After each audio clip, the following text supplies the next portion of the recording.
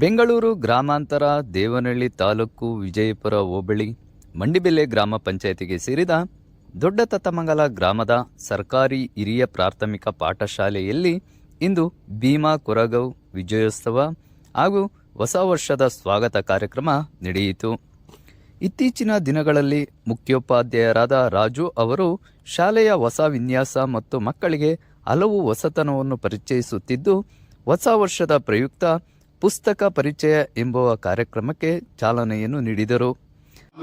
ಜೀವನದಲ್ಲಿ ಒಳ್ಳೆ ಸಾಧನೆ ಮಾಡೋದಕ್ಕೆ ಒಳ್ಳೆ ಜೀವನ ಒಂದು ಪುಸ್ತಕಗಳನ್ನು ಎಷ್ಟು ಓದಿದ್ರಪ್ಪ ಅಂದ್ರೆ 50,000 ಪುಸ್ತಕಗಳನ್ನು ಓದಿದ್ರು. ಎಷ್ಟು ಪುಸ್ತಕಗಳು? 50,000 ಓದಿ ದೊಡ್ಡ ವಿಶ್ವ.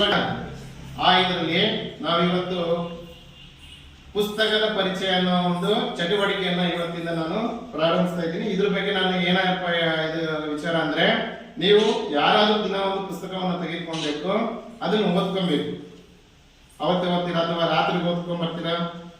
ಓದ್ಕೊಂಡ್ಬಂದು ನೀವು ಪ್ರೇಯರ್ಗೆ ನಾವೇನು ಗಾದೆ ಮಾತು ಹೇಳ್ತಾ ಇದ್ದೀವಿ, ಅದಾದ್ಮೇಲೆ ಇನ್ನೇನು ಹೇಳ್ತಾ ಇದ್ದೀವಿ, ಇಂಗ್ಲಿಷ್ ಕೋರ್ಸ್ ಹೇಳ್ತಾ ಇದ್ದೀವಿ. ಆಮೇಲೆ ಇದ್ರಲ್ಲಿ ಒಂದು ಇನ್ನೊಂದು ಮಾಡಿದ್ದೀವಿ, ಯಾವ್ದು?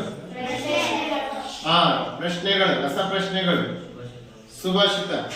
ಇದ್ರ ಜೊತೆಗೆ ಮುಖ್ಯವಾಗಿ ನಾವು ಪುಸ್ತಕದ ಪರಿಚಯ ಏನು ನುಡಿ ಮತ್ತು ಶುಭಾಶಯ.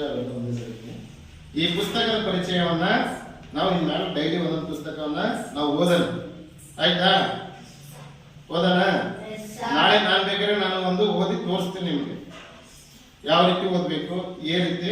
ಅಲ್ಲಿ ಪುಸ್ತಕ ಓದೋದಂದ್ರೆ ಬೆಳಗಿಂದ ಸಾಯಂಕಾಲ ತನಕ ಪ್ರೇಯರಲ್ಲಿ ಓದೋದಲ್ಲ, ಮುಗಿಯವರೆಗೂ ಓದಂಗಿಲ್ಲ. ಒಂದೇನು, ನನ್ನ ಹೆಸರು ರಾಜು, ನಮ್ಮ ಹೆಸರು ಇದು, ನಾನು ಇಷ್ಟನೇ ತರಗತಿಯಲ್ಲಿ ಓದ್ತಾ ಇದ್ದೀನಿ, ಓಕೆನಾ? ಓದಿದ್ರು. ಈ ಪುಸ್ತಕದಲ್ಲಿ ಈ ಗೂಡು, ಪಕ್ಷಿಯ ಗೂಡು ಬಹುಮಾನ ಗೆದ್ದಿತ್ತ ಇಲ್ಲ ಅನ್ನೋದ್ರ ಬಗ್ಗೆ ತಿಳ್ಕೊಬೇಕಂದ್ರೆ, ಮುಂದಿನ ತಿಳ್ಕೊಬೇಕಾದ್ರೆ ನೀವು ಪುಸ್ತಕಗಳನ್ನ ಓದ್ರಿ.